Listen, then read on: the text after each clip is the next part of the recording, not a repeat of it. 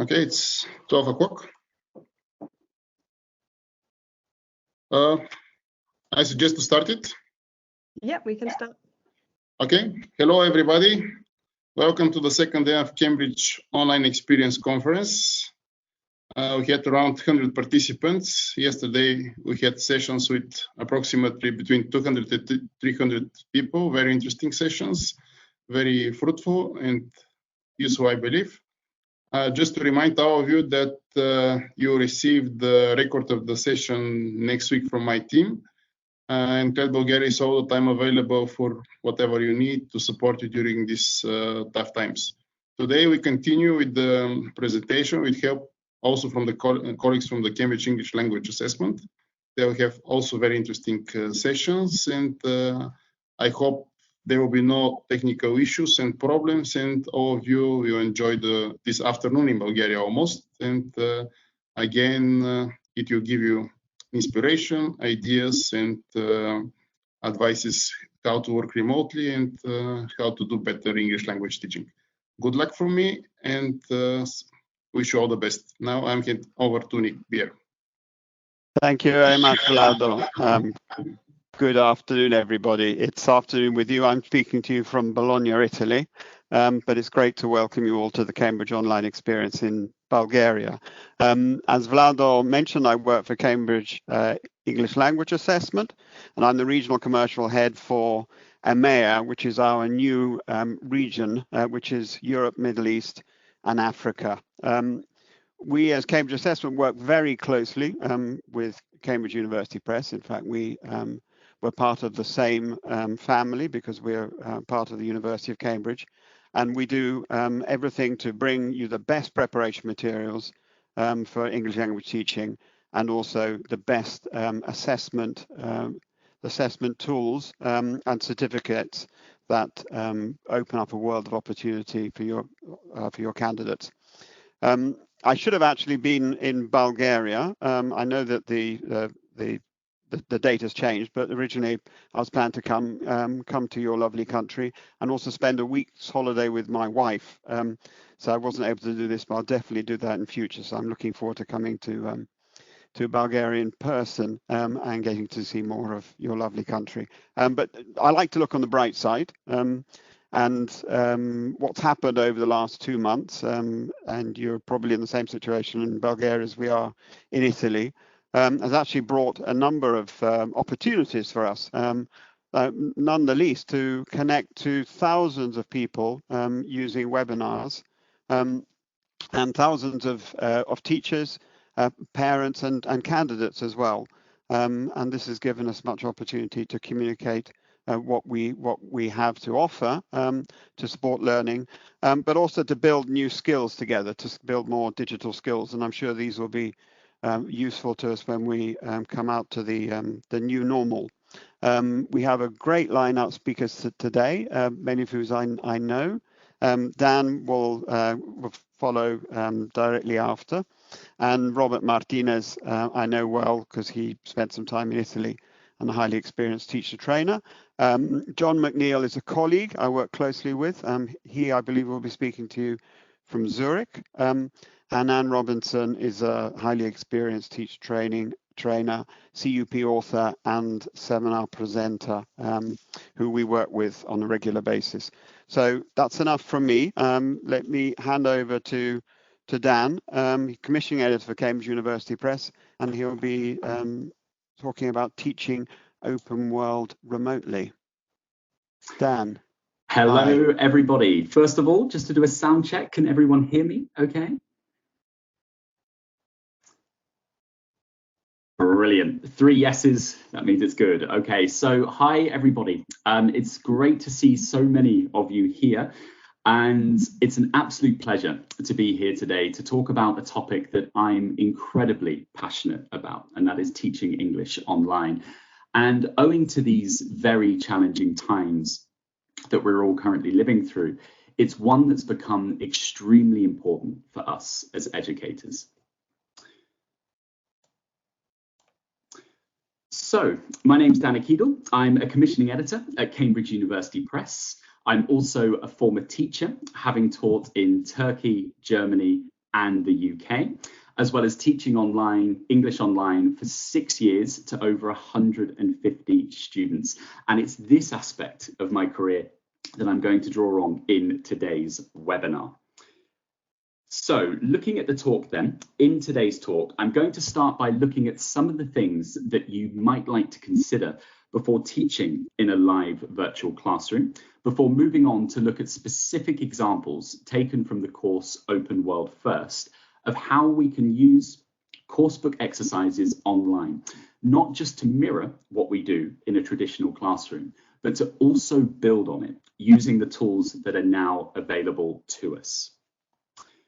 So it goes without saying that our way of life has changed, and with it, the way that we teach lessons and the way that our students learn. Now, naturally, this is a way of teaching that for many of us is completely new. And with that, of course, comes a sense of trepidation. But alongside that, it presents an opportunity, not just for our learners to continue learning, but for us to develop and grow as online English teachers in virtual classrooms.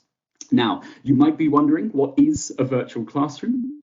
I guess I'd define it as an online learning environment using video conferencing software that allows live interaction between teachers and students. So let's begin then by thinking about the kinds of considerations that we need to make before we enter the virtual classroom. And first, you might like to consider the type of class that you'll be teaching. So thinking about, do we want to replicate a traditional classroom lesson? That is to say, beginning with a warmer before moving on to teaching a particular language point or skill, and then allowing our students the time to complete exercises and feedback in the lesson itself. Now, that's one way of doing it, and that mirrors the traditional classroom, but it might not always be possible. And let's face it, it can be quite daunting, particularly if you're new to this way of teaching. So one other method that works well in online lessons is a flipped classroom approach. That means getting students to study the language points, read or listen to texts, and complete exercises before entering the class. That allows the live lesson then to become a platform for students to check their answers, ask any questions about the exercises, and share ideas and doubts about them. And it allows you as teachers then to use the live lesson time as an opportunity for communicative practice of the language. And also what it allows you to do is to start out small and to slowly build up and gain confidence in virtual classrooms. And that's really the key message here as well. So the next consideration to make then is to choose a platform for your virtual class. And then when choosing a platform, I've divided this into two areas to think about. The first is classroom management. So thinking about how you're going to communicate with students outside of the lesson. And this can be done via a shared document where you can set tasks and deadlines, update on progress, ask and answer questions. And it's a really nice way, I think, outside of the live lessons for you to communicate with students and check in periodically to see what homework there is perhaps, or what's needed to be completed before they enter the live lesson. And then the second part is the live lesson itself. Now, I've put on the slide here some examples of virtual class video conferencing software that you might like to use, some of which you may be familiar with already. And I've kind of split this into basic and advanced features. So most, if not all, video conferencing software will have audio and video capacity where you can hear and see your students and they can hear and see you. There may also be a chat box as well as screen sharing. So these typically will come with most, if not all, of the video conferencing software. And then we move perhaps into some of the more advanced features. So this is an interactive whiteboard, for example, much like in your traditional classroom where you'll be writing on the whiteboard, but this is done this time online. And then looking at collaborative tools. So in the traditional classroom, this would be pair work and group work, and some of those video conferencing software allowing you to actually group students and put them into pairs.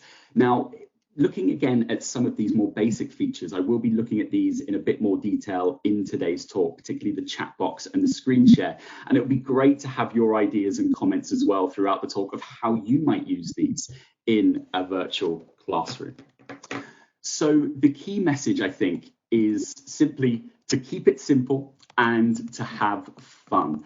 The most important thing is to start with what you feel most comfortable with, and to introduce more features as you go and as you gain more confidence.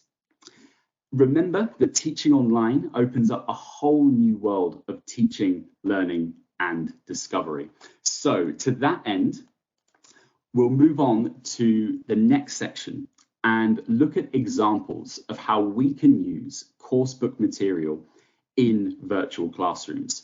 And I'll show you some tips and strategies for not just teaching the exercises in virtual classrooms, but building on them as well, using the new tools that are available to us.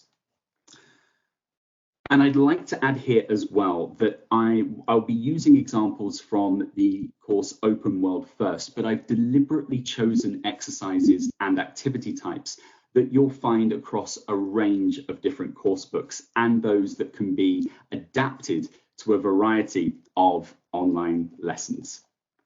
So let's begin with the first example. So on the screen here, you can see a listening and pronunciation exercise. Over on the left-hand side, we can see a pronunciation box, and this area, this particular point, is focusing on short and long vowel sounds. Now, what you might do in a traditional classroom is to go around the class and ask each student to pronounce each word, and then check and correct where necessary. And you can do that, of course, in the virtual classroom. You can go round the class and have each student pronounce each word, check it together, and correct it. But I would like just to highlight an additional feature that you might like to consider in the virtual classroom, and that's using the chat box, which you can see on this slide in the top right-hand corner, that small box in the top right-hand corner of the slide there. Now, what you can do in chat boxes, and I think this is a really, really nice feature, is you can speak to individual students privately so that everyone else in the class can't see it. And what you might like to do is choose a student, type a word in. So if we come back to our word box on the left-hand side with the short and long vowels, we've got bit, beat, live, leave, fit, and feet. You can give them one of those words privately, then they pronounce it, and then the other students need to write down the word that they thought they've heard. Hopefully, if they've done it correctly, everyone would say the right word, but of course it might not be the case, so then that allows you a time for correction as well. And you can do that individually with each student in your class, and make sure you mix up the words as well, perhaps repeat the same words so it's not quite obvious which word's coming next. And I think that's a really nice way of utilizing the chat box feature. Now, I'd like you to think about how else you can use the chat box in a virtual classroom. So I'm going to give you just a few moments, perhaps in the chat box, to write some ideas of how else you might use a chat box in a virtual classroom.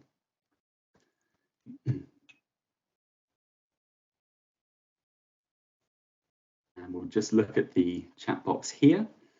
Hopefully we'll have some ideas coming in.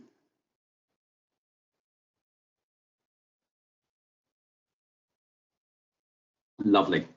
Individualized feedback, brilliant. Giving instructions, very nice. Yeah, absolutely. That's two really nice ideas there for utilizing the chat box. Polls, very good. Yes, surveys, questionnaires, polls are really good in the chat box. And not forgetting as well that the chat box is there always throughout the lesson, so you can refer back to it. Personalization, lovely. Explaining grammar, oh, some really nice ideas coming in. Correct answers, receiving and giving homework, brilliant. So we've got loads of really nice ideas here for how to use the chat box. And yes, certainly. And I'll just give you a few more. You've actually mentioned more than I had, which is fantastic. I'll just give you a few of the ideas that I had. So we've seen certainly platform for checking answers and asking questions. It's a really good forum for that. Also sentence correction as well. So typing in a sentence and asking students to correct it is a really nice way of using the chat box. Now, the third point, checking to see if the students are still paying attention. Now, I've done this before in live lessons, because sometimes it can be difficult to see if the students are following everything that you're saying. And of course, what you might like to, and what I've done in the past actually, is prior to the lesson, I've pre-warned the students and I've come up with, say, 5 or 6 different questions, completely random questions. For example, what's the capital of England, let's say, unrelated to the lesson. Paste those into the chat box and then get the students to quickly answer all of the questions, or the question that you've asked, and see if all the students are answering it as well. So that's a really nice one to do. And also a place for reviewing objectives as well. So it's quite important, I think, in virtual classrooms at the start of the lesson, much in any lesson, I suppose, to set out what you're going to be doing in that lesson. And then at the end, you can go back to those objectives and you can use it as a feedback to see if the students are now comfortable with that language, if they've got any more concerns or any more doubts, etc. So it's a really nice forum for that. And I can see actually a few more ideas, which is great here. So we've got sharing pictures, files of exercises, which is really, really good. New vocabulary as well. Yes, so you can, I suppose, the chat box is a place to act as your whiteboard. You can put in new vocab, new grammar, for example. Brainstorming, lovely, creating mind maps as well. Asking students to comment from time to time on a certain topic. Yeah, exactly. It's just another way of interacting with students there. So some really, really nice ideas. So just to go back then, because I wanted to focus on this middle part of the slide, which is our listening exercise. Now, in this particular task, the students are listening to an extract and they're completing the gaps with the words that they hear. Now, one thing to consider in the virtual classroom is how to do listening tasks. Well, I suppose one really nice feature of the virtual classroom is that if you have the audio file yourself on your computer, one thing that works really nicely is just to take your headphones out. If you're using a headset or headphones, just to take them out. And then what that allows you to do is play the audio. It goes through your internal microphone and your students can hear it in real time. So even if your students don't have access to the listening recording, but you do, it's a nice way for the students to practice their listening. Now, also thinking about future lessons as well, because it might be the case that you're teaching the same course with multiple classes. And this is a really nice tip to help you manage that. So what you can do, if you're using a PDF or a Word document or some form of document where your exercises are, you can map the audio to that particular exercise. So you can create, for example, in a PDF, you can create a paperclip icon and then map that paperclip icon to the audio track, so that when you come to the part of the lesson, all you need to do is just double click that paperclip, and that will open up the audio. So it just saves you a bit of time in your lesson preparation and for playing the audio as well. So it's a really nice feature that you might use in virtual classrooms. Now, the second part of this task is asking students to practice reading the extract out loud and focusing on their pronunciation of long and short vowels. So let's say then the students have completed this extract, they've listened, you've gone through, you've checked the answers, and you've perhaps done some small pronunciation work. Now, one thing you might like to consider in a virtual classroom as an extension task is to utilize speech-to-text software. This is absolutely fantastic, and I love doing this, and students really engage with this, I found, in my experience. So if you go in, one platform that I'd recommend is Google Docs. Now, if you go in and create a new Google Doc, I've got a screenshot here of it so you can see. In the Google Doc, if you click Tools, and then you come down to voice typing, that will bring up a microphone.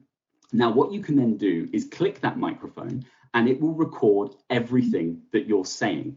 And what you might like to do is to get your students to do that. So again, getting your students, now this can be done a couple of ways. The first way is, again, taking your headphones out so your computer can hear the students, hitting the record button, and then asking the student to read out the extract, and then they can see in real time the language that's being produced. And then they can hopefully see, I hope, a correct extract. You can check it against the original extract to see. But what it might do is just raise some of the some errors that they might be making with pronunciation there as well. And then you can go back in, you can correct as necessary. And you can do that with each student. And it's a really, like I said, it's a really nice task. And I find students really engage with that as well. And there's obviously plenty of other things you can do with speech to text software and voice typing. You can do the same thing with a reading text if you want to do some more pronunciation practice in a reading, that's possible. You might even be able to get students to talk to each other. So you can mute your microphone. You can, and on Google Docs, because it's a shared document, the students can go into that same document. One person speaks, muting the microphone so no one else can hear, and then the other person speaks as well. So you can actually have conversations and you can see based on what's coming up and to continue the conversation. It's another way that you can utilize speech to text software. So a couple of ideas there just for dealing with listening texts as well. And as always, please feel free at any time to write in any extra ideas that you might have for how you might approach pronunciation and also listening exercises as well. And I can see one there, quite a nice one, to use it to teach transcription as well. So transcripts of audio, that's a really nice feature. So feel free to add your comments. I'll try to get to them as well as we go out. But moving then on, so we're now going to look at a reading text. Now, when it comes to reading, in a traditional classroom, what you might be doing is, of course, with the students reading through the text. If it's the first time that they've seen it, that might be as a class together, or it might be getting the students to read it on their own and then going through the accompanying exercises. And of course, you can do that again in the virtual classroom. Now, of course, it will be different, I suppose, for different people. So it might be that your students have their print course books in front of them with you as well. It might be that you have an ebook or a PDF version of the course so you can show the text as well. And I think at this point, I think one important thing to raise here is that during, before your live lessons and before your courses begin, really get to know your course book and get to know the different features that come with it. So for example, if it comes with an ebook, if it comes with something like Presentation Plus, for example, if it comes with those kinds of things. So it's really, a good opportunity there just to utilize that so that you can best, for example, get the texts on your screen as well to help with the lesson. Just to come back actually, because I'll come to the shared screen in a minute actually, so this is great. So we're going to look at the concept of sharing your screen and what you can do with sharing your screen in the virtual class. So I suppose the first one is exactly that, to show the reading text so that students can see where you are and what you're talking about. But we've got some ideas here for sharing screen. I share the screen as the sound and the questions are right from my computer available to everybody. That's good. And there's a few more ideas coming in. We've got another pronunciation one. Students to record themselves, really nice idea there. And so it's difficult to pronounce the words, they can then send over the recordings to the teacher. So that's a really nice way of doing it. And using the sound from online dictionaries, what a lovely idea that is. Yeah, exactly. So essentially going into the online dictionary, there'll be a slight audio icon there. You can click that and you can use that as your kind of pronunciation guide, essentially, but also encouraging students. I think dictionaries are a wonderful place, and there's so many good resources in the dictionaries, not in the online dictionaries, not just for checking the meaning, but also exactly checking the pronunciation as well, checking related words, seeing words in context as well. So there's some really nice ones. So have a think perhaps and write in the comment section any other way that you could use a shared screen feature to enhance your virtual classrooms. I'll give you a few moments. Again, just type them in the comments box and I'll then show you some of the ideas that I've come up with.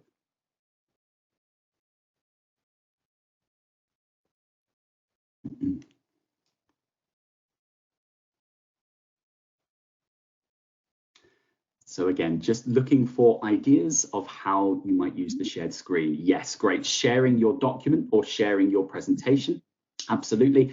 sharing textbooks, sharing interactive materials. That's a really nice one as well. So again, looking at the ebook, oh, they're coming in fast, brilliant. Songs and stories, lovely. Yeah, videos as well. Sharing those kinds of things with students is a really nice one. Playing games as well as a nice one to interact with. Students book to do the exercises in real time, lovely. Using a Word doc and a whiteboard, sharing videos, oh, they're going so quickly, brilliant, keep them coming. Sharing a text to read, lovely. Sharing the whiteboard, sharing the PowerPoint presentation and to present grammar, lovely. Thinking about the grammar as well, that's a really nice one. Highlight parts of the reading text, brilliant. Yeah, that's a really nice one that you can use for shared screen. Sharing videos, great. Yeah, again, whiteboard documents, sharing vocabulary lists. So I think what we're seeing here is that you can share everything. Really, your imagination is the limit here. So whatever you can think of that you'd like to share that would enhance your lesson, that's a really nice one. Sharing their own materials, sharing homework as well.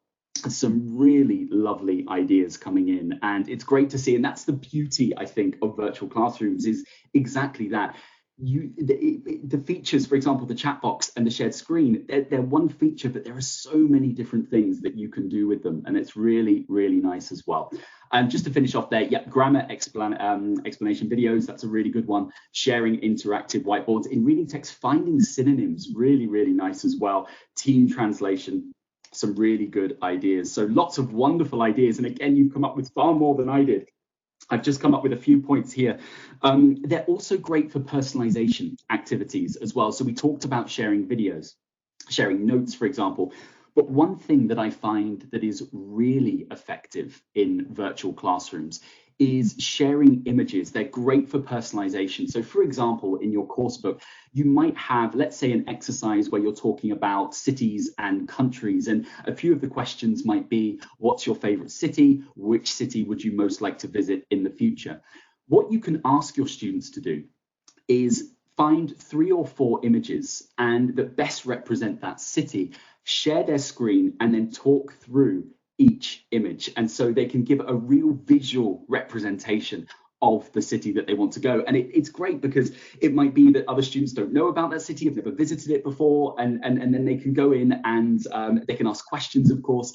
And it's a really nice interactive way. And again, a great task for personalization as well. So it's a really nice way of doing that with the shared screen tool. Of course, videos, we saw a few ideas there, videos, songs, and things like that. Very quickly, share your screen, take your headphones out, play the audio so that they can watch it and see it in real time as well.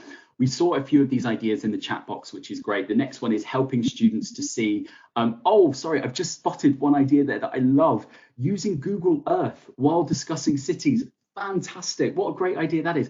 Going in, sharing your screen, and then really going in to see the city. What a wonderful idea. Please keep them coming. Really, really nice ones. So again, sharing your screen to help the students to see what you're referring to. That's a really nice one as well. Highlighting key language in text that we saw as well. Checking and confirming answers is a really, really nice one. There's a couple of others that I'll show. So I'll just go back to the reading text here. Now, this particular example of the reading text is about medical students training to become surgeons using only virtual reality headsets. And it's a really interesting text that explores I suppose, the pros and cons of doing that. And one activity, a few activities that you can do there, because it's a topic about health. What you might like to do is think about extra vocabulary. So you can go into the text and you can just highlight any extra material that might not have been covered in the course. You can take a look at that in the actual text itself, and it's a really, really nice idea for doing that. And by that I mean, of course, you can pick 5 or 6 words related to health. It's another way of bringing out the language in a text. The other thing I like to do, and this works really nicely, I think, in virtual classrooms, is you can block out words. What I mean by this is if you're sharing your screen, let's say you've got it in a Word document, a PDF, or a separate document.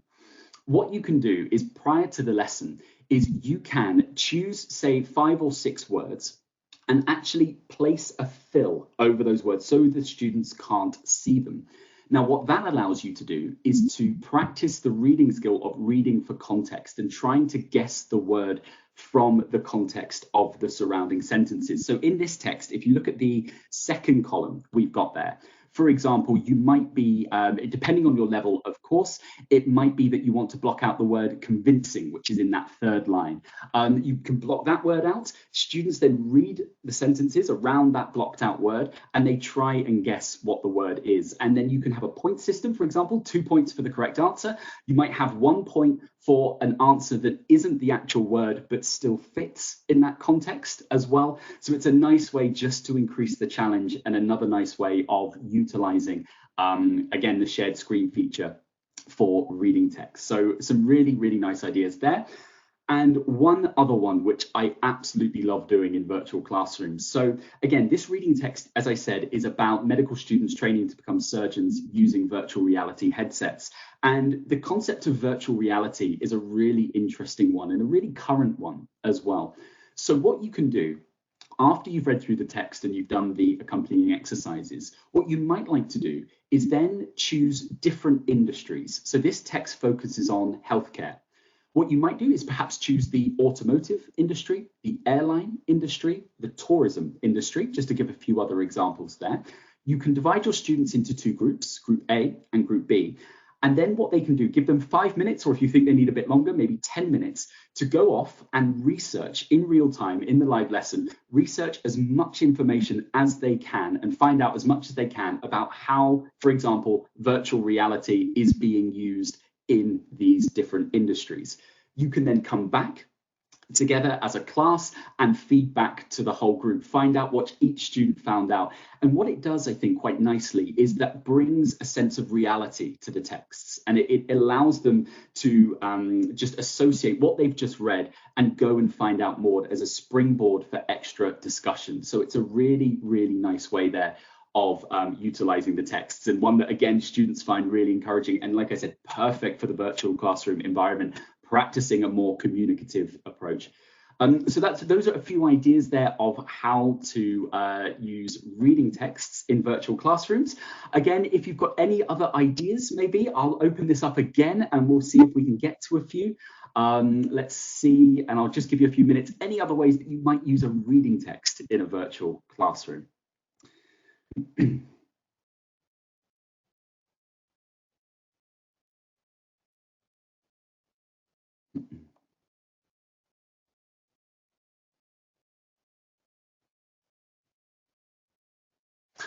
Okay, good question, actually. So where can I find the tools for paper clipping audio, blocking out words, using polls, etc.? Now, that's a good question. So for the paperclip one, and this is a case of looking at the platform, looking at the file that you're using. If it's a PDF, you'll be able to do that in the tools feature of the PDF. You'll be able to find the paperclip, and it will have add an attachment to go in. The other thing I'd probably recommend as well, depending on, most documents support this, is probably going onto YouTube and looking for tutorials. There are really fantastic ones out there that will show you very quickly how to do it, depending on the document that you're doing. Blocking out words, same thing. So if you're using a Word doc, you can highlight the word, for example, and then go into the changing of the changing the color to white, for example, or you might change the color to fill red, for example. That will probably require some preparation in advance to do that. And then you can go through and unhighlight each one to check the answers. So those are a few ways to doing that. Using polls as well. There's a lot of online resources for polls and surveys. Again, it's a case of perhaps just going onto Google, doing a bit of research and finding out which interactive polls work best. Some video conferencing software allows you to conduct polls as well as part of that software. So again, I think it's taking that time just to learn about the video conferencing software and what it can do, and then any other ideas that you've got going and just doing a bit of research to go and see them there. Jumble paragraphs, sorry, just coming back to the reading text, looking at a few more ideas here. Jumble paragraphs, really, really nice. So this is good in a Word document, for example. If you copy and paste, you can change the order of the paragraphs, change the order of the sentences, for example. Students then, and if you're doing that in an interactive document, so a shared document, they can go in and you can give each student their own text. They can go in and change them. So that's really, really nice idea. Good to use as a base for discussion, of course. Yeah, reading texts always are. They're a springboard to more productive skills. So that's really, really good. Setting a writing task on the same topic. I think that's a really nice idea, and that can be done outside of the class as homework. So that's a really nice one. Using what they've learned from the reading text from their research as well. That's a really, really nice one. For meaning discussions, yeah, as well. So looking at the text, looking at different meanings as well. Word formation, some really, really nice ones. So lovely, really, really good. And again, you've gone above and beyond with your ideas. So that's great. So do keep them coming, and we'll try and get them. I'll just have a look at that one that's come in for new vocabulary as well. Oh, very nice. Students write true, false statements for the others to answer. Really, really nice. Getting the students to write their own exercises. That might save you a bit of time actually with preparing. So that's really, really good. Yeah, getting and asking other questions that they may not have in the student's book as part of that reading text as well. So some really, really lovely ideas there. So really, really good indeed. Okay, so that is how to utilize a reading text. We'll now come on to a speaking task. And again, as I'm talking, feel free to comment with ideas or additional ideas or questions, and I'll come to them. But for speaking, this is probably primarily what the virtual class will be used for. One of the skills that will probably predominantly quite well used in the virtual classroom. So we've got an example question here. This is it better to shop online or in a shopping centre? And the idea is that in a traditional classroom, the students would obviously take this question. This would form perhaps some form of discussion, speaking, or a debate maybe. And then they use the prompts that go around that in their answer as well. Now, what I found often in traditional classrooms is that the students will, more often than not, draw on their own experiences. So whether they shop online, for example, or if they they prefer to go into a shopping centre. And that's absolutely fine. And of course, and naturally for them to share their own experience, to personalise the activity, that's all really, really nice. But I suppose what a virtual classroom might allow you to do, similar to the reading text, is to support those answers, not just their own ideas or their own opinions, but to go off and to research data, facts, and figures to support their arguments. That's one way. You can go and perhaps, again, picking one country, go and see some of the stats, how many people shopped online, how many people visit shopping centres roughly, what are the trends as well in that?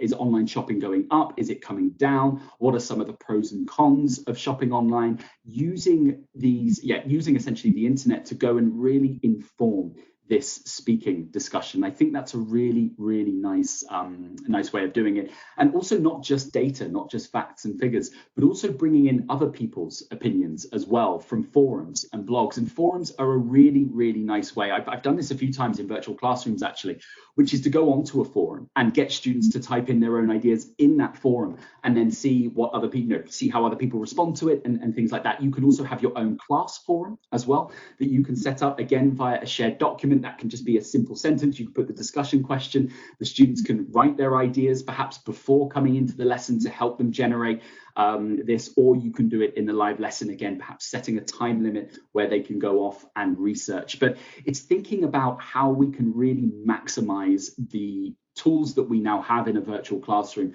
to enhance the speaking discussions. And then thinking about other ways, you can look at other countries as well, perhaps, as bring those ideas in, bring what they do in other countries in, and that can really actually help to shape the debate as well. You can have a really extended speaking discussion about this particular one, and that works, I think, in a whole variety of ways. This example here is about shopping online or in a shopping centre, but of course that can be applied to a number of different discussion questions or debate questions. So thinking and encouraging students to come in to the class. And again, I'll open it up. Any other speaking activities that you think might work well in a virtual classroom?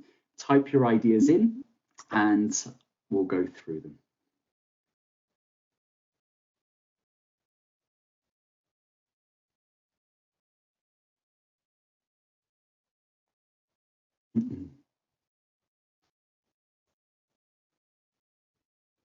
Yeah, lovely. So we have one idea, showing pictures as they talk. That's a really nice one. Again, thinking about the shared screen feature as well to help support role playing, of course. Wonderful role play. if you wanted to do a phone call discussion instantly in a virtual classroom, it replicates, turn the videos off and do that. That's fantastic. Absolutely. Comparing pictures as well, creating dialogues, brilliant. Expressing opinions naturally. Yeah, that really helps. And thinking again how those opinions can be supported, how they can back those opinions up. Simulations, exactly, things like role plays as well. Those are always really, really good for students, and students really do engage with those as well. So some really nice ideas there for speaking activities in the virtual classroom. Okay, so we now move on to vocabulary, and we've seen a few ideas of where vocabulary can come out of. For example, the speaking task. Also, they can come out of the reading texts as well. Any receptive text that you're doing is a nice way to elicit new vocabulary. But what about vocabulary items? Now, one thing you can do in a virtual classroom, and think of this as in the traditional classroom. For example, at your back of your teacher's books, if your course has, for example, photocopyable resources, where you would traditionally cut paper out that have vocab items on, and they would order them. So in this task on the slide here, they're doing that. They're putting these jobs into order from 1, the most dangerous, to 10, the least dangerous. Now, of course, in a traditional classroom, they might just be writing these out on a separate piece of paper, perhaps in their course books, maybe just 1, 2, 3, 4, and 5. But in a virtual classroom, it can become a kinesthetic activity. You can actually put these into a separate Word document or a separate shared document and get them to move around, move the words around. You can present your ideas and then have the students say whether they agree or disagree with them. But you also might like to consider, now there are a few tools, and Trello does this really nicely. So Trello, if you don't know, it's basically a website where you can include or introduce cards, and you can type a word in and it creates a card for that, and it will put them into a list. Now, what you can do is have each card for each job. Again, this can be shared. Trello board can be shared with all of your students, so they can all interact with it. And then what the students can do is they can manually click and reorder. It just adds a little bit more of a kinesthetic app to this. And sorry, there's a question there. What is that? That's Trello. That's that second one in the slide there where you can do that. So it's just a basically card creation tool where you can write each word in. It creates a separate card, and then they can move them up and down the list. So it's one way that you might like to utilize online platforms. But again, perhaps researching other tools that you can use to do a similar thing. And it transforms a vocab activity and a discussion activity into a more kind of kinesthetic approach. And it's one, like I said, that mirrors that traditional classroom paper cutouts where they're moving them as well. And then particularly in this activity, I'll just focus on it because there's a second part to this where they're reordering the jobs. So they've looked at them from 1, the most dangerous, to 10, the least dangerous. And then they're looking at the jobs from the most well paid to the least well paid. So you can set up another column where the students can then think about the same jobs and reorder them as to the most well paid, what they think is the most well paid and the least well paid. And then you can have side-by-side comparisons so the students can really see, because the end discussion question is for them to discuss the sentence, the more dangerous the job, the better paid it is. And this leads into a discussion of why people do dangerous jobs, and are dangerous jobs, are they perhaps underpaid, or could they be paid more? So that's what the discussion opens up. And by having those two columns there, it really helps to kind of visualize that as part of it. So I don't know how I'm doing for time. I just want to do a quick time check. How long is left, if I might ask, Vlado, if you're there? Well, the next session is at 11. Okay. So if we could wrap up quite soon, that would be good. Sure. Yeah. Okay. So we'll wrap up quite soon. Perhaps I'll have a chance for any questions as well. To get you a list of to get your questions in now, and I'll try and answer them just while I show you the final slide. So The final slide, of course, I've only really, I suppose, touched on a few ideas there, and I hope some really nice ideas for you that inspire you and to think of other ways that you can then use in a virtual classroom. But if you would like more information, more advice, and more resources about teaching English online, then I would consider first of all going over to the World of Better Learning blog. There's loads of information that's updated regularly, so make sure you go there and read the articles, look at the insights. There's a whole wealth of information there, so it's really, really nice. And also the cambridgetogether.org website as well, which also offers a wide variety of materials to support teachers, learners, and institutions. So don't forget, when this webinar ends, there will be a short survey. If you wouldn't mind completing that, it would take just 2 to 3 minutes or so, and then you will have your certificate of attendance at the end as well. Thank you very, very much for attending today. I hope that's helped you. And as always, stay safe, and thank you very, very much indeed.